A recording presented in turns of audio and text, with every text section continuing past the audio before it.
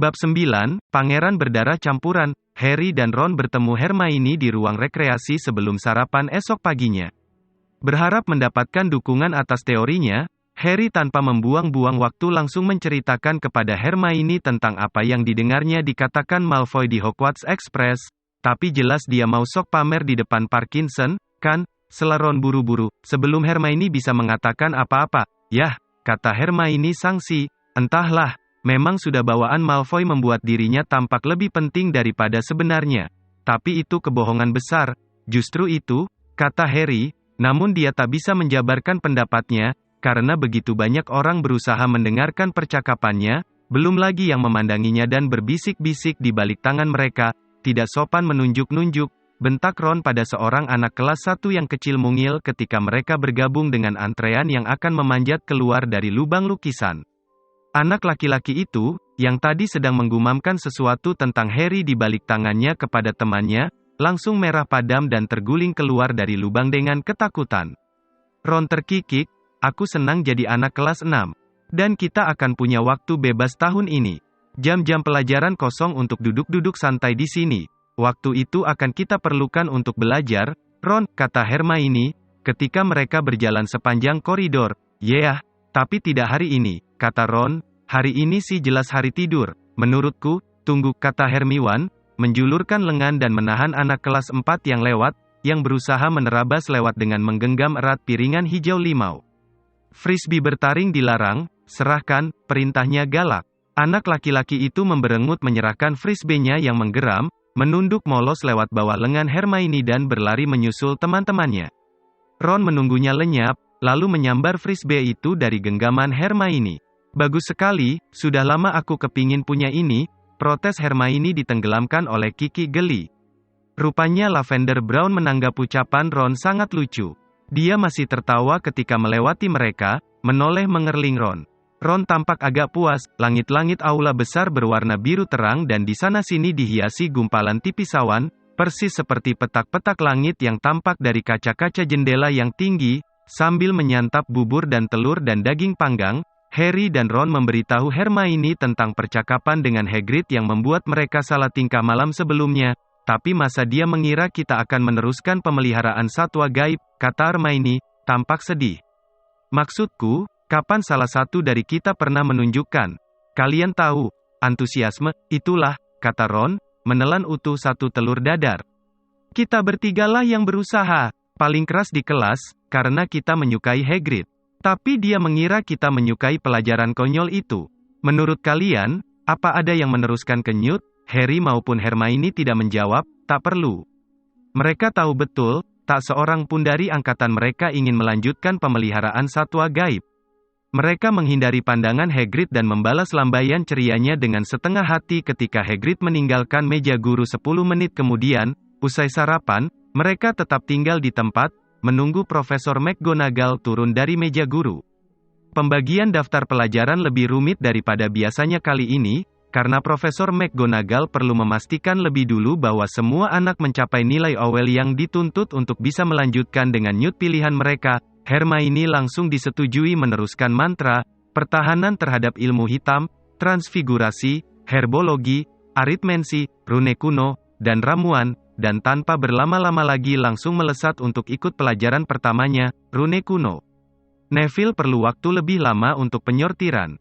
Wajahnya yang bundar tampak cemas ketika Profesor McGonagall menunduk membaca formulir permohonannya dan kemudian mengecek nilai OWL-nya.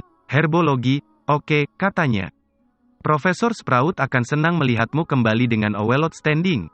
Dan kau bisa ikut pertahanan terhadap ilmu hitam dengan exit expectations. Tetapi yang jadi masalah transfigurasi.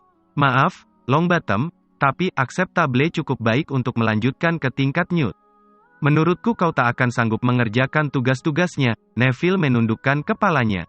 Profesor McGonagall menatapnya dari balik kacamata perseginya. Tapi kenapa kau mau melanjutkan transfigurasi? Aku tak pernah mendapat kesan kau menyukainya. Neville tampak merana dan menggumamkan, nenek yang mau, dengus Profesor McGonagall. Sudah waktunya nenekmu belajar bangga akan cucu yang dimilikinya, daripada cucu yang menurutnya seharusnya dimilikinya, terutama setelah apa yang terjadi di kementerian. Neville menjadi merah padam dan mengerjap bingung. Profesor McGonagall tak pernah memujinya sebelum ini. Sorry, Longbottom, aku tak bisa mengizinkan kau ikut kelas Newtku. Tapi kulihat kau mendapat exit expectation untuk mantra. Kenapa tidak mencoba Newt mantra? Nenek saya menganggap mantra kurang oke, gumam Neville. Ambil mantra, saran Profesor McGonagall, dan aku akan menulis kepada Augusta, mengingatkannya bahwa hanya karena dia tidak lulus OWL mantra, tidak berarti pelajaran ini tidak berguna. Tersenyum samar melihat ketidakpercayaan dan kegembiraan di wajah Neville, Profesor McGonagall mengetuk daftar pelajaran kosong dengan ujung tongkat sihirnya dan menyerahkan daftar yang sekarang sudah berisi rincian pelajaran barunya, kepada Neville. Berikutnya Profesor McGonagall menoleh ke Parvati Patil, yang pertanyaan pertamanya adalah apakah Firenze, si centaurus tampan, masih mengajar ramalan. Dia dan Profesor Trelawney berbagi kelas tahun ini. Kata Profesor McGonagall, ada nada mencela dalam suaranya. Sudah rahasia umum bahwa dia memandang rendah pelajaran ramalan. Kelas 6 diajar oleh Profesor Trelawney. Parvati berangkat ke kelas ramalannya 5 menit kemudian, tampak agak kecewa. Nah, Potter, kata Profesor McGonagall, mengecek catatannya seraya menoleh ke Harry. Mantra, pertahanan terhadap ilmu hitam, herbologi, transfigurasi. Semua oke. Harus kukatakan, aku senang melihat nilai transfigurasimu, Potter, sangat senang.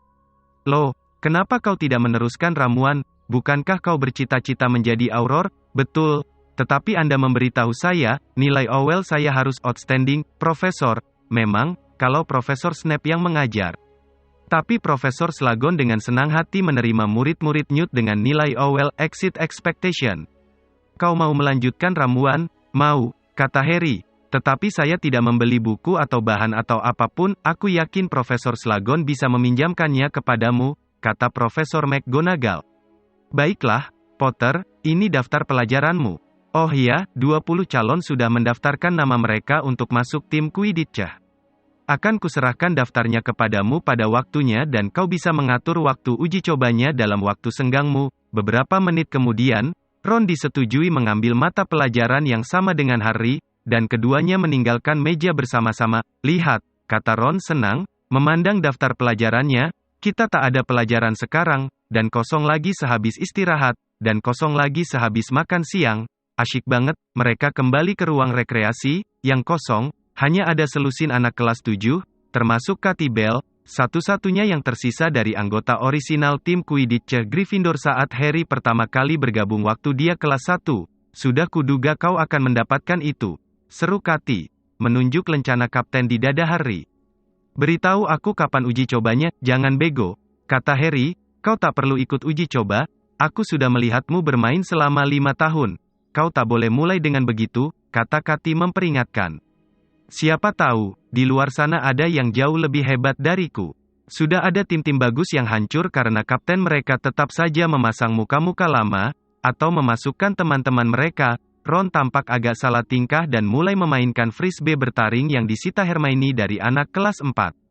Frisbee itu meluncur mengitari ruang rekreasi, menggeram dan setiap kali mencoba menggigit permadani hias. Mata kuning Crookshanks mengikutinya dan kucing itu mendesis ketika frisbee itu terbang terlalu dekat dengannya.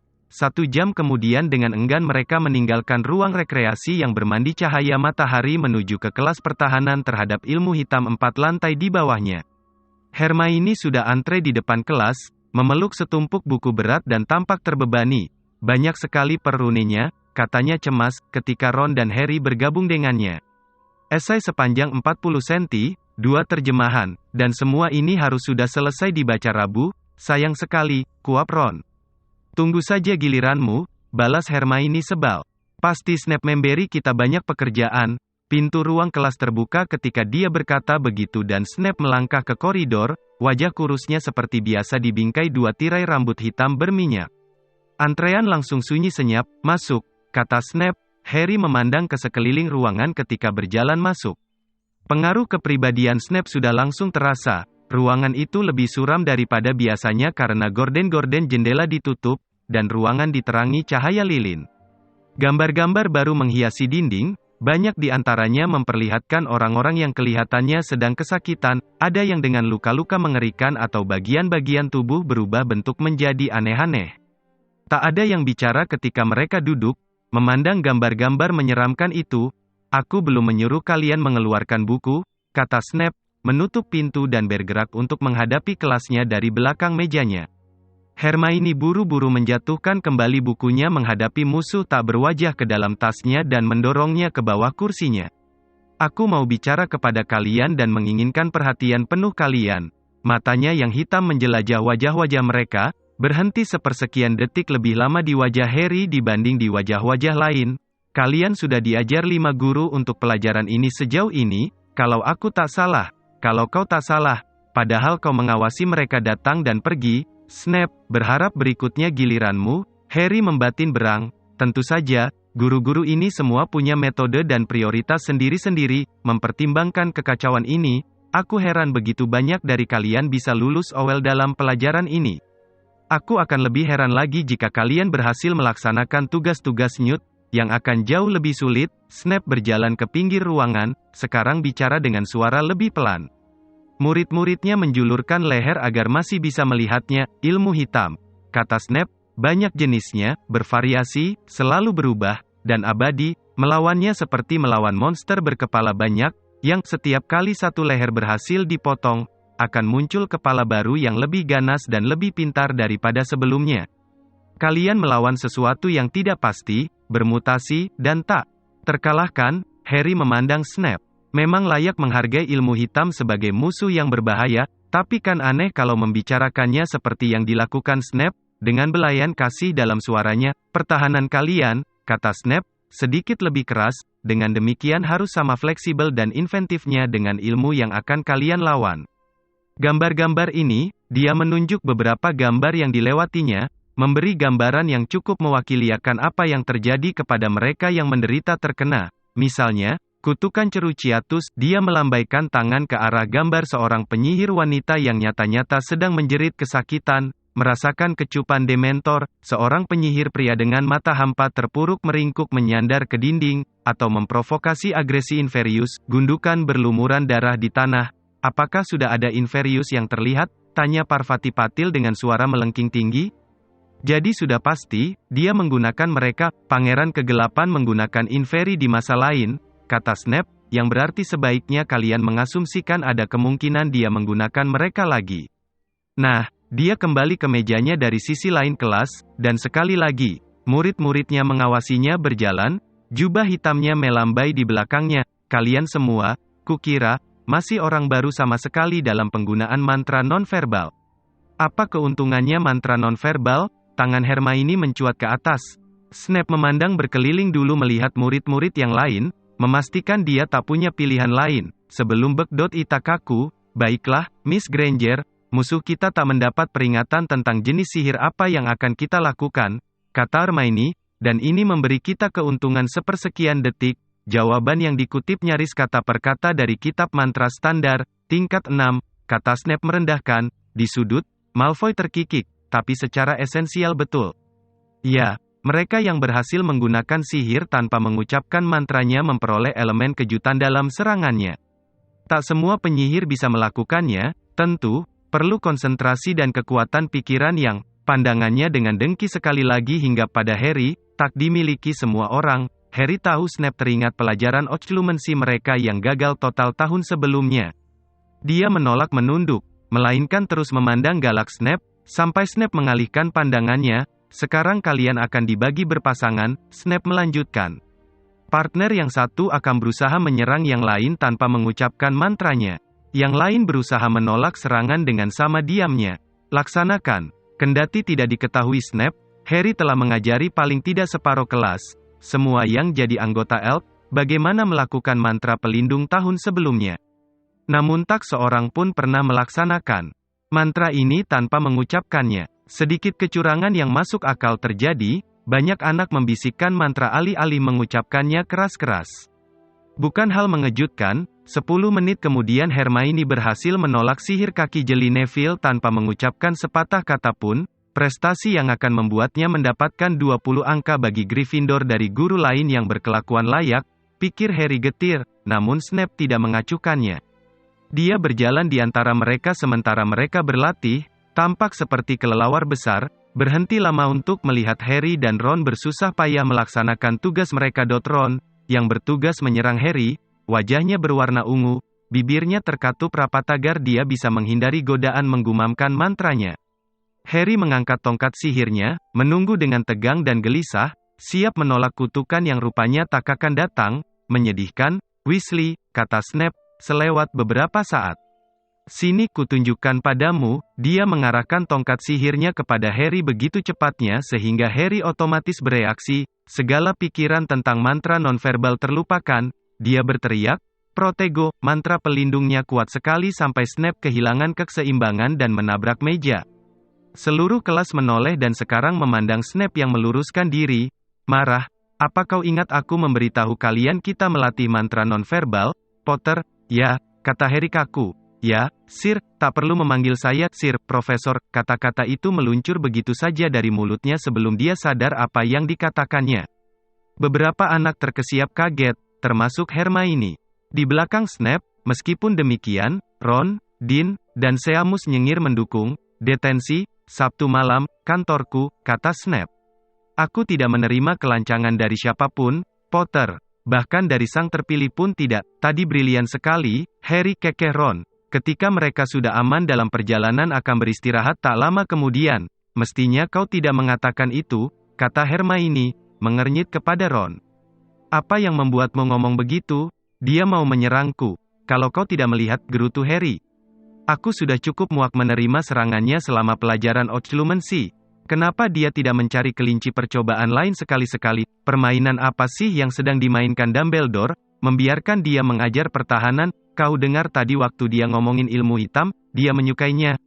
Segala tete bengek tentang tidak pasti, tak terkalahkan, yah, kata Hermione, menurutku dia kedengarannya agak mirip kau. Mirip aku, ya, waktu kau menceritakan kepada kami bagaimana rasanya menghadapi Voldemort. Katamu itu bukan sekadar mengingat segepok mantra, katamu itu hanya antara kau dan otakmu dan nyalimu. Nah, bukankah itu yang dikatakan Snape? Bahwa pada intinya yang paling penting adalah keberanian dan berpikir cepat. Harry begitu tercenggangnya bahwa Hermione menganggap kata-katanya sama layaknya dihafal seperti kitab mantra standar sehingga dia tidak membantah. Harry. Hei, Harry, Harry berpaling. Jack Sloper, salah satu beater tim Quidditch Gryffindor tahun lalu, sedang bergegas mendatanginya, memegang segulung perkamen. Untukmu, katanya terengah. Kudengar kau kapten yang baru. Kapan kau mengadakan uji coba? Aku belum tahu, kata Harry, dalam hati berpikir Sloper akan beruntung sekali kalau bisa kembali masuk tim. Nanti ku beritahu. Oh, baiklah. Aku tadinya berharap akhir pekan ini. Namun Harry tidak mendengarkannya, dia baru saja mengenali huruf-huruf ramping, miring yang ada di perkamen. Meninggalkan Sloper di tengah kalimatnya, dia bergegas menjauh dengan Ron dan Hermione, membuka gulungan perkamennya sembari berjalan. Dear Harry, aku ingin memulai pelajaran privat kita hari Sabtu ini. Datanglah di kantorku pukul 8 malam.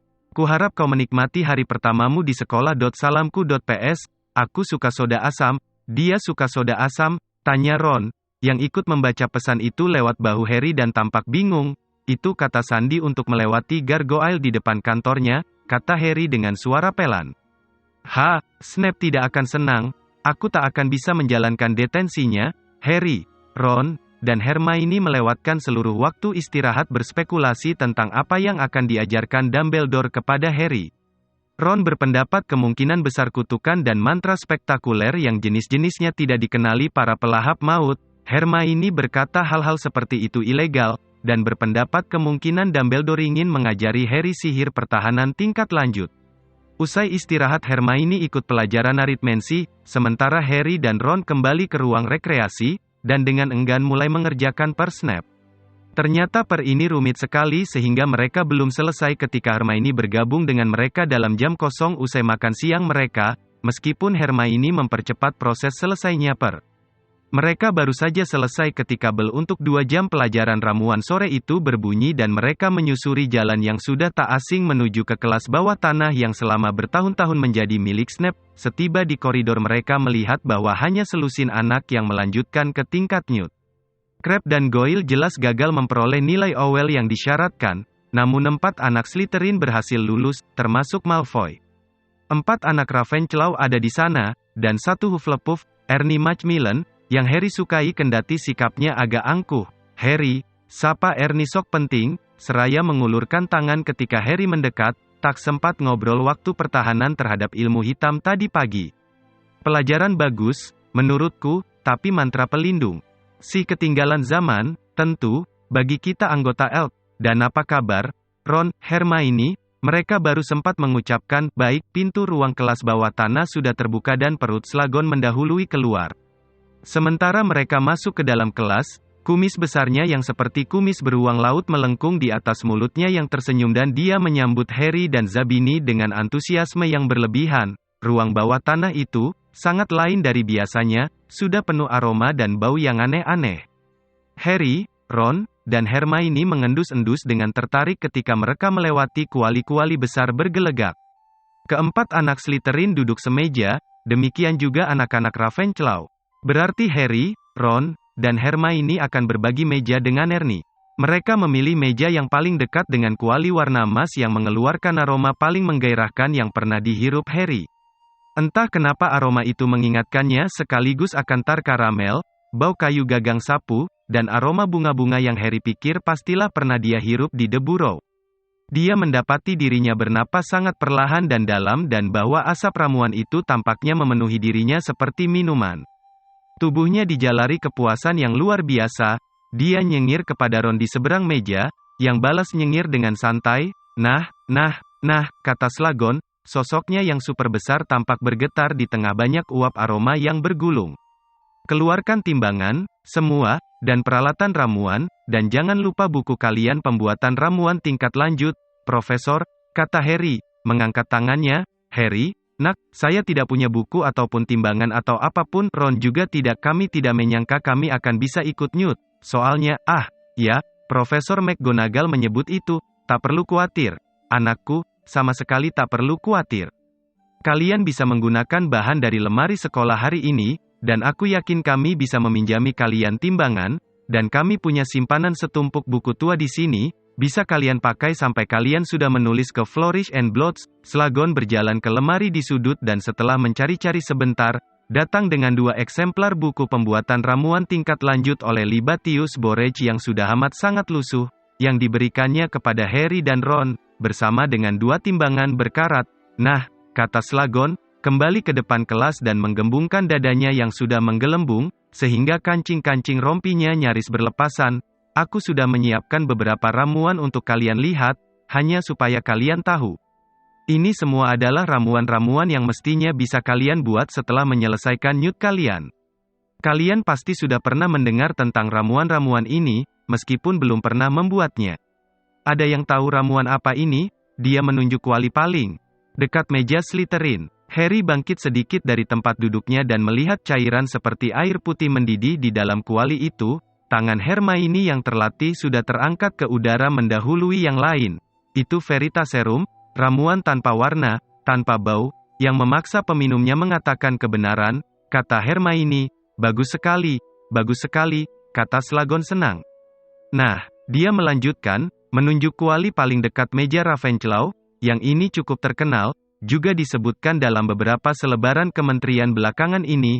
Siapa yang sekali lagi tangan Hermione paling cepat? Itu ramuan Polyjuice, Sir, katanya. Harry juga sudah mengenali ramuan yang seperti lumpur, menggelegak pelan, dalam kuali kedua, namun tidak menyesali Hermione yang mendapatkan kredit karena menjawab pertanyaan itu. Toh memang Hermione yang telah berhasil membuatnya, ketika mereka masih di kelas 2, luar biasa. Nah, yang ini, ya, nak, kata Slughorn, sekarang tampak agak kagum ketika tangan Hermione meninju udara lagi. Itu Amortentia, betul sekali. Rasanya agak bodoh menanyakannya, kata Slughorn, yang tampak sangat terkesan, tapi kukira kau tahu apa kegunaannya. Amortentia adalah ramuan cinta paling manjur di seluruh dunia, kata Hermione. Betul kau mengenalinya, kukira, dari kilaunya yang seperti karang mutiara, dan uapnya yang membubung dalam bentuk spiral yang khas, kata Hermione antusias, dan baunya berbeda bagi masing-masing orang, tergantung pada apa yang menarik bagi kita, dan saya bisa membaui rumput yang baru dipotong dan perkamen baru, dan namun wajahnya tiba-tiba merona dan Hermione tidak menyelesaikan kalimatnya. Boleh aku tahu namamu, nak? Tanya Slagon, mengabaikan rasa malu Hermione. Hermione Granger, Sir Granger, Granger, mungkinkah kau masih bersaudara dengan Hector Dagworth Granger, yang mendirikan perkumpulan ahli ramuan yang paling luar biasa? Tidak, saya rasa tidak, Sir. Saya kelahiran Muggle, soalnya. Harry melihat Malfoy mencondongkan dirinya dekat dengan Nott dan membisikkan sesuatu, keduanya terkikik. Namun Slagon tidak menunjukkan keterkejutan. Sebaliknya malah, dia berseri-seri dan memandang dari Hermione ke Harry, yang duduk di sebelahnya. Oh, salah seorang sahabat saya kelahiran Muggle dan dia yang paling pintar dalam angkatan kami. Ku tebak ini sahabat yang kau maksudkan, Harry? Ya, Sir, kata Harry. Wah, kau layak mendapatkan 20 angka untuk Gryffindor, Miss Granger, kata Slagon riang. Malfoy tampak seperti ketika Hermione meninju wajahnya. Hermione menoleh kepada Harry dengan berseri-seri dan berbisik, apakah kau betul-betul memberitahunya aku yang paling pintar seangkatan? Oh, Harry, yah, apa istimewanya itu? Bisik Ron, yang entah kenapa tampak sebal. Kau memang yang paling pintar seangkatan, aku juga akan memberitahunya kalau dia menanyaiku. Hermione tersenyum tetapi membuat isyarat diam, sehingga mereka mendengarkan apa yang sedang dikatakan Slagon. Ron tampak agak tidak puas. Bisa Amortentia tidak betul-betul menciptakan cinta? Tentu.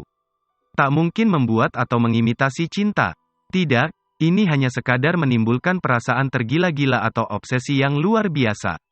Ini mungkin ramuan yang paling berbahaya dan paling kuat dalam ruangan ini. Oh ya, katanya, mengangguk serius kepada Malfoy dan Nott, keduanya sedang menyeringai menyaksikan. Jika kalian sudah menyaksikan kehidupan sebanyak yang kusaksikan, kalian tidak akan menganggap remeh kekuatan cinta obsesif, dan sekarang, kata Slagon, sudah waktunya bagi kita untuk mulai bekerja. Sir, Anda belum memberitahu kami ramuan apa yang ada dalam kuali ini, kata Ernie Macmillan, menunjuk sebuah kuali hitam kecil yang nangkring di atas meja Slagon. Ramuan di dalamnya memercik-mercik ceria, warnanya seperti warna emas meleleh, dan butir-butir besar melompat-lompat seperti ikan emas di atas permukaannya, meskipun tak setitik pun tercecer. Oh, kata Slagon lagi. Harry yakin Slagon sama sekali tidak lupa akan ramuan itu, namun sengaja menunggu ditanya supaya efeknya dramatis. Ya, itu. Nah, itu, saudari-saudara sekalian, adalah ramuan paling ajaib yang disebut Felix Felicis. Saya kira, dia menoleh, tersenyum, memandang Hermione, yang memekik pelan. Kau tahu apa khasiat Felix Felicis, Miss Granger? Itu cairan keberuntungan, kata Hermione bergairah. Cairan itu membuat kita beruntung. Seluruh kelas tampaknya duduk sedikit lebih tegak. Sekarang Harry hanya bisa melihat bagian belakang kepala Malfoy yang berambut pirang, karena dia akhirnya memberi Slagon perhatian penuh tanpa terbagi. Betul sekali, 10 angka lagi untuk Gryffindor. Ya, ini ramuan yang aneh, Felix Felicis, kata Slagon. Luar biasa sulit pembuatannya, dan membawa malapetaka kalau keliru.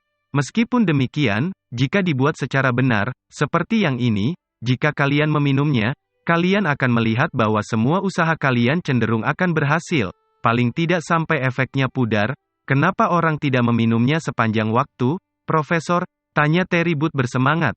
Karena jika diminum berlebihan, ramuan ini bisa menyebabkan pusing, kenekatan, dan kepercayaan diri yang berlebihan, kata Slagon. Terlalu banyak hal baik, kalian tahu, sangat beracun dalam jumlah besar. Tetapi jika diminum dengan hemat dan hanya sekali-sekali, pernahkah Anda meminumnya, Profesor? Tanya Michael Corner dengan sangat tertarik. 2 kali sepanjang hidupku, kata Slagon. Sekali waktu aku berumur 24 tahun, sekali waktu aku 57 tahun. 2 sendok makan penuh. Diminum sehabis sarapan. 2 hari yang sempurna. Slagon memandang ke kejauhan dengan pandangan melamun. Apakah dia bersandiwara atau tidak? Pikir Harry efeknya bagus, dan ramuan itulah, kata Slagon, rupanya sudah kembali ke bumi, yang akan kuberikan sebagai hadiah dalam pelajaran ini. Kelas hening, membuat setiap gelegak dan deguk di dalam kuali-kuali ramuan seolah dikeraskan 10 kali. 1 botol kecil Felix Felicis, kata Slagon, mengeluarkan 1 botol kecil mungil bertutup gabus dari dalam sakunya dan memperlihatkannya kepada mereka semua. Cukup untuk membawa keberuntungan selama 12 jam. Dari subuh sampai senja, kalian akan beruntung dalam apapun yang kalian lakukan. aku harus memperingatkan kalian bahwa Felix Felicis adalah barang terlarang dalam kompetisi yang terorganisir, pertandingan olahraga, misalnya, ujian, atau pemilihan. Jadi, siapapun yang mendapatkannya nanti, hanya boleh menggunakannya pada hari yang biasa, dan saksikan bagaimana hari yang biasa menjadi luar biasa. Jadi, kata Slagon, tiba-tiba menjadi penuh semangat, bagaimana kalian bisa memenangkan hadiahku yang luar biasa ini, dengan membuka halaman 10 pembuatan ramuan tingkat lanjut. Kita masih punya waktu 1 jam lebih sedikit, jadi cukup waktu bagi kalian untuk mencoba membuat tegukan hidup bagai mati. Aku tahu ramuan ini lebih rumit daripada ramuan apapun yang pernah kalian coba buat sebelumnya, dan aku tidak mengharapkan ramuan sempurna dari siapapun. Meskipun demikian, anak yang menghasilkan ramuan paling baik akan memenangkan sebotol kecil Felix ini. Silakan mulai. Terdengar derit ketika semua anak menarik kuali ke dekat mereka, dan dentang-dentang keras ketika beberapa anak mulai menimbang ramuan. Namun tak seorang pun bicara, semua anak berkonsentrasi penuh. Harry melihat Malfoy membuka-buka buku pembuatan ramuan tingkat lanjutnya dengan penuh semangat. Tak bisa lebih jelas lagi bahwa Malfoy menginginkan hari penuh keberuntungan itu. Harry buru-buru membungkuk melihat buku lusuh yang dipinjamkan Slagon kepadanya. Betapa kesalnya Harry melihat si pemilik buku sebelumnya telah menulisi halaman-halamannya, sehingga tepian buku itu sama hitamnya dengan bagian yang tercetak. Harry membungkuk rendah untuk membaca bahan-bahan yang diperlukan. Bahkan di sini si pemilik membuat catatan dan mencoret beberapa hal, kemudian bergegas ke lemari bahan untuk mengambil yang diperlukannya. Selagi dia berlari kembali ke kualinya, dilihatnya Malfoy sedang mengiris akar valerian secepat dia bisa. Valerian dikenal sebagai tanaman penyembuh segala, dan kandungan obatnya ada dalam akarnya. Semua anak terus-menerus mengerling melihat apa yang dilakukan temannya yang lain. Inilah keuntungan dan kerugian kelas ramuan, sulit menjaga kerahasiaan ramuan yang kau buat. Dalam waktu 10 menit, seluruh ruangan dipenuhi uap kebiruan. Hermione-lah, tentu saja, yang kemajuannya paling pesat. Ramuannya sudah mirip cairan halus, sewarna beri hitam, yang disebutkan sebagai tahap pertengahan yang ideal. Setelah selesai mengiris akar-akarnya, Harry membungkuk rendah di atas bukunya lagi.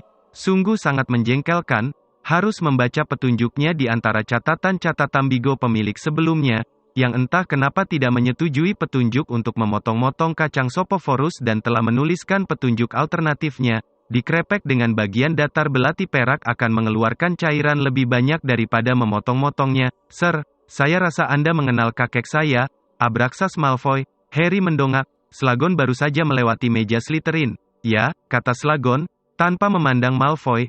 Aku ikut prihatin mendengar dia sudah meninggal. Meskipun tentu saja itu tidak mengejutkan, cacar naga pada usianya, dan dia berjalan menjauh. Harry menunduk di atas kualinya, menyeringai. Bisa ditebaknya bahwa Malfoy berharap diperlakukan seperti Harry atau Zabini, barangkali malah berharap mendapat perlakuan istimewa seperti yang diperolehnya dari Snape. Kelihatannya Malfoy tak bisa mengandalkan hal lain kecuali kemampuannya untuk memenangkan botol Felix Felicis itu. Kacang Sopophorus ternyata sulit sekali dipotong-potong. Harry menoleh kepada Hermione. Boleh aku pinjam pisau perakmu? Hermione mengangguk tak sabar, tanpa mengangkat mata dari ramuannya, yang masih berwarna ungu tua. Kendati pun menurut buku seharusnya sudah berubah menjadi ungu muda sekarang, Harry mengeprek kacangnya dengan daun belati. Dia tercengang ketika kacang itu langsung mengeluarkan banyak sekali cairan. Dia kagum kacang kisut itu bisa mengandung cairan sebanyak itu. Buru-buru Harry menuang semua cairan itu ke dalam kuali. Betapa herannya dia melihat ramuannya langsung berubah warna menjadi ungu muda persis seperti dideskripsikan oleh bukunya. Kejengkelannya kepada pemilik buku sebelumnya langsung sirna saat itu juga. Harry sekarang menyipitkan mata membaca instruksi selanjutnya. Menurut buku, dia harus mengaduknya berlawanan arah dengan putaran jarum jam sampai ramuan itu menjadi sejernih air. Namun menurut catatan yang dibuat pemilik sebelumnya, dia harus menambahkan sekali adukan searah putaran jarum jam setiap usai melakukan 7 kali adukan berlawanan arah jarum jam. Mungkinkah si pemilik sebelumnya benar 2 kali? Harry mengaduk berlawanan arah dengan jarum jam, menahan napas, dan mengaduk searah jarum jam sekali. Efeknya langsung terlihat. Ramuannya berubah menjadi merah muda pucat. Bagaimana kau melakukannya? Tuntut Hermione, yang wajahnya kemerahan dan rambutnya semakin lama tampak semakin lebat dalam uap dari kualinya. Ramuannya dengan bandel masih bertahan berwarna ungu. Tambahkan 1 putaran searah jarum jam. Tidak, tidak. Menurut buku berlawanan arah dengan jarum jam, kilahnya, Harry mengangkat bahu dan melanjutkan apa yang dilakukannya. 7 adukan berlawanan arah dengan putaran jarum jam, 1 adukan searah putaran jarum jam, berhenti, 7 adukan berlawanan arah dengan putaran jarum jam, 1 adukan searah putaran jarum jam, di seberang meja, Ron mengutuk pelan. Ramuannya tampak seperti obat batuk hitam kental. Harry mencuri pandang ke sekitarnya. Sejauh yang bisa dilihatnya, tak ada ramuan anak lain yang sepucat ramuannya. Dia merasa senang sekali, sesuatu yang jelas belum pernah terjadi di dalam ruang kelas bawah tanah ini, dan waktunya, habis, seru Slagon. Tolong semua berhenti mengaduk. Slagon bergerak pelan di antara meja-meja, mengintip ke dalam kuali. Dia tidak memberi komentar, namun kadang-kadang mengaduk ramuan, atau mengendusnya. Akhirnya dia tiba di meja Harry, Ron, Hermione, dan Ernie. Dia tersenyum menyesal pada ramuan Ron yang seperti Dia melewati begitu saja cairan Ernie yang berwarna biru tua, ramuan Hermione diberinya anggukan setuju. Kemudian dia melihat ramuan Harry dan ekspresi kegembiraan dan tak percaya mewarnai wajahnya. Jelas inilah pemenangnya, serunya ke kelasnya. Luar biasa, Harry. Astaga, jelas sekali kau mewarisi bakat ibumu, dia pintar sekali membuat ramuan. Lily hebat sekali, ini dia, kalau begitu, ini dia, sebotol Felix Felicis, seperti yang kujanjikan, dan gunakan ini sebaik-baiknya. Harry menyelipkan botol kecil mungil berisi cairan keemasan ke saku dalamnya, perasaannya campur aduk aneh, antara senang melihat kegusaran di wajah anak-anak Slytherin, dan rasa bersalah melihat kekecewaan di wajah Hermione. Ron hanya ternganga takjub, bagaimana kau melakukannya? Dia berbisik kepada Harry ketika mereka meninggalkan ruang bawah tanah itu, beruntung saja, kukira, kata Harry, karena Malfoy berada dalam jarak dengar. Namun, begitu mereka sudah duduk nyaman di meja Gryffindor untuk makan malam, Harry merasa cukup aman untuk memberitahu mereka. Wajah Hermione semakin lama semakin membatu mendengar tiap kata yang diucapkannya. Kurasa kau pikir aku curang? Harry mengakhiri penuturannya, sakit hati melihat ekspresi Hermione. Yah, itu bukan sepenuhnya hasil kerjamu, kan? Timpal Hermione kaku. Dia cuma mengikuti instruksi yang berbeda dengan instruksi kita, kata Ron. Bisa jadi malapetaka, kan? Tapi dia mengambil risiko dan berhasil. Ron menghela napas. Slagon bisa saja memberiku buku yang itu, tapi tidak, aku dapat buku yang tak ada tulisannya apapun. Pernah dimuntahi, kalau lihat tampilan halaman 52. Tapi, tunggu, kata suara dekat telinga kiri Harry dan dia menghirup. Bau bunga-bungaan seperti dalam ruang kelas Slagon tadi. Dia menoleh dan melihat Ginny telah bergabung dengan mereka. Apakah aku mendengar dengan benar? Kau mengikuti petunjuk yang ditulis seseorang dalam buku? Harry, Ginny tampak ketakutan dan gusar. Harry langsung tahu apa yang ada dalam pikirannya. Bukan apa-apa, katanya menenangkan, merendahkan suaranya. Sama sekali lain daripada, kau tahu, buku harian Riddle. Ini cuma buku pelajaran tua yang ditulisi seseorang, tapi kau melakukan apa yang dikatakannya, aku cuma mencoba beberapa petunjuk yang tertulis di tepi bukunya. Tenang, Ginny, tak ada yang aneh, Ginny betul, kata Hermione, langsung gembira. Kita harus mengecek apakah tak ada yang aneh. Maksudku, semua instruksi itu, siapa tahu, hei, kata Harry jengkel, ketika Hermione menarik keluar buku pembuatan ramuan tingkat lanjut dari dalam tasnya dan mengangkat tongkat sihirnya, Specialis Revelio, kata Hermione, dengan gesit mengetuk sampul depan buku itu. Tak ada yang terjadi. Bukunya hanya tergeletak, tampak tua dan kotor dan tepiannya kompang-camping. Selesai, kata Harry kesal. Atau kau mau menunggu dan melihat kalau buku ini akan terjun berputar? Kelihatannya oke, kata Hermione, masih menatap buku itu dengan curiga. Maksudku, kelihatannya memang cuma buku pelajaran, bagus. Kalau begitu kembalikan, kata Harry, menyambar buku itu dari atas meja, namun buku itu terlepas dari tangannya dan mendarat terbuka di lantai. Tak ada orang lain yang melihat. Harry membungkuk rendah untuk mengambil buku itu, dan dia melihat ada tulisan sepanjang bagian bawah kulit belakang buku, dengan tulisan kecil-kecil rapat, sama dengan instruksi-instruksi yang membuatnya memenangkan sebotol Felix Felicis, yang sekarang tersembunyi aman dalam sepasang kaus kaki dalam koper di kamarnya di atas. This book is the property of the Half-Blood Prince. Buku ini milik pangeran berdarah campuran. Akhir bab.